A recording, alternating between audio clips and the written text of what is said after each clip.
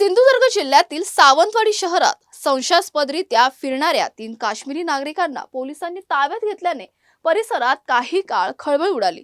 भटवाडी काझरकोंड परिसरात मुस्लिम वेशातील 2 पुरुष आणि एक युवती मदतीसाठी पैशांची मागणी करत फिरत होते। त्यांच्या वागण्या बोलण्यावर संशय आल्याने स्थानिक नागरिकांनी तात्काळ सावंतवाडी पोलिसांना माहिती दिली। माहिती मिळताच पोलिसांनी घटनास्थळी धाव घेत तिघांना ताब्यात घेऊन चौकशी केली।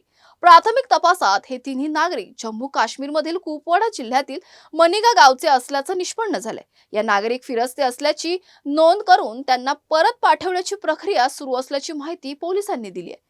दरम्यान नागरिकांनी कोणतीही अफवा पसरवू नये, तसंच परिसरात कोणतीही संशयास्पद हालचाल आढळल्यास तात्काळ पोलिसांशी संपर्क साधावा असं आवाहन सावंतवाडी पोलिसांनी केलं आहे।